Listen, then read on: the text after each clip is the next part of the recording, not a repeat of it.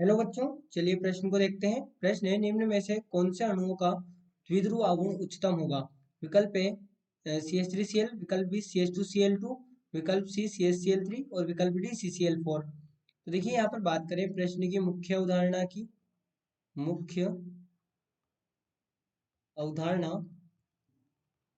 तो द्विध्रुव आघूर्ण होता क्या है ये समझें। द्विध्रुव आघूर्ण, द्विध्रुव आघूर्ण, तो द्विध्रुव आघूर्ण हमारे पास में क्या होगा?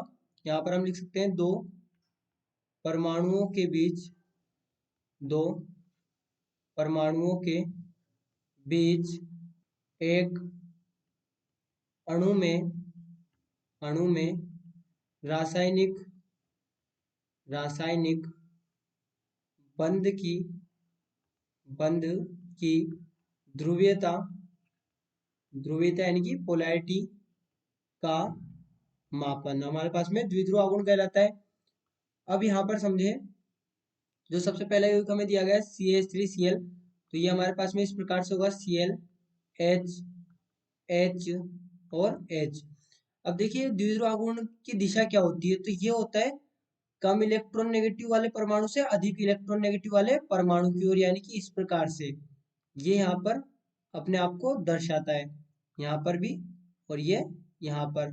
और जो क्लोरीन है, क्लोरीन हमें पता है कार्बन से अधिक इलेक्ट्रॉन नेगेटिव है, तो ये यहाँ पर हम इसे इस प्रकार से दर्शाएंगे। तो अल्टीमेटली हमारे पास में ओवरऑल यहाँ पर द्विध्रुव आघूर्ण इस प्रकार से होगा CH3Cl में। उसके बाद हम देखें CH2Cl2, तो यहाँ पर ये होगा HCl। तो अब इसमें क्या हो रहा है कि हाइड्रोजन क्या कर रहा है, ये इस प्रकार से यहाँ पर होगा, इस हाइड्रोजन में भी इस प्रकार से द्विध्रुव आघूर्ण होगा इस कार्बन की तरफ। लेकिन यहाँ पर यदि हम ध्यान दें तो हमारे पास में जो क्लोरीन है, क्लोरीन क्या करेगा, इलेक्ट्रॉन खींचेगा, यानी कि इसकी तरफ द्विध्रुव आघूर्ण आएगा और यहाँ पर भी इसकी तरफ द्विध्रुव आघूर्ण आएगा। तो ओवरऑल द्विध्रुव आघूर्ण हमारे पास में इस प्रकार से होगा यहाँ पर ये। तो इसका जो मान यहाँ पर हम कह सकते हैं म्यू बराबर 1.60 डी, ये हमारे पास में होगा। इसके बाद में अगला देखें, अगला CH Cl3, तो ये CHCl और यहाँ पर ये Cl और यहाँ पर भी होगा Cl। अब इसमें द्विध्रुव आघूर्ण किस प्रकार से होगा, तो ये हाइड्रोजन क्या करेगा, यहाँ पर इलेक्ट्रॉन लेता है कार्बन, यानी कार्बन अधिक इलेक्ट्रॉन नेगेटिव है, तो इस प्रकार से होगा। वहीं पर क्लोरीन अधिक इलेक्ट्रॉन नेगेटिव है, तो यहाँ पर इस प्रकार से, यहाँ पर भी इस प्रकार से और यहाँ पर भी क्लोरीन की तरफ। तो अल्टीमेटली यहाँ इस तरफ भी आएगा और ये इस तरफ भी आएगा। तो यहाँ पर जो द्विध्रुव आघूर्ण है, इस तरफ इलेक्ट्रॉन खींच रहे हैं, इस तरफ भी इलेक्ट्रॉन खींच रहे हैं, यानी कि यहाँ पर क्या होता है कि अल्टीमेटली थोड़ा कम हो जाता है जो हमारे पास में CH2Cl2 है उसकी तुलना में, और यहाँ पर होता है 1.08 डी, क्योंकि यहाँ पर क्लोरीन भी अपनी तरफ इलेक्ट्रॉन खींच रहा है, इधर से दो क्लोरीन खींच रहे हैं, तो द्विध्रुव आघूर्ण यहाँ पर 1.08 आया था। अल्टीमेटली आता है इधर की तरफ ही है, क्योंकि इधर दो क्लोरीन है, ये यहाँ पर होगा। अब इसके बाद में अगला दिया गया है CCl4,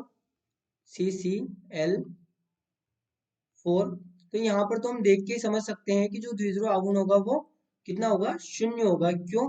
क्योंकि यहाँ पर ये भी इलेक्ट्रॉन खींचेगा, ये भी इलेक्ट्रॉन खींचेगा, यहाँ पर ये भी इलेक्ट्रॉन खींचेगा और यहाँ पर ये भी इलेक्ट्रॉन खींचेगा, सभी क्लोरीन इलेक्ट्रॉन खींचेंगे, तो यहाँ पर ये इधर की तरफ द्विध्रुव आघूर्ण, ये इधर की तरफ, ये और दोनों अपने आप को कैंसिल कर देंगे और ये हो जाएगा म्यू इज इक्वल टू 0।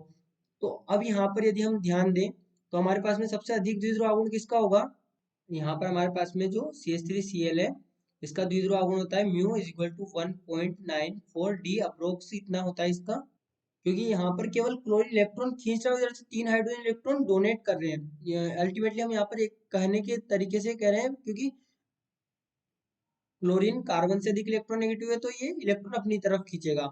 तो अब देखिए यहाँ पर जो क्रम होगा वो क्रम क्या होगा, क्रम यहाँ पर होगा CH3Cl, CH3Cl उससे कम, CH2Cl2 उससे कम, CHCl3 और सबसे कम CCl4, CCl4 होगा। तो यहाँ पर हमारा सही विकल्प होगा वो होगा विकल्प ए CH3Cl, जिसका द्विध्रुव आघूर्ण उच्चतम होगा। तो बच्चों आशा करते हैं आपको प्रश्न समझ आया होगा। धन्यवाद।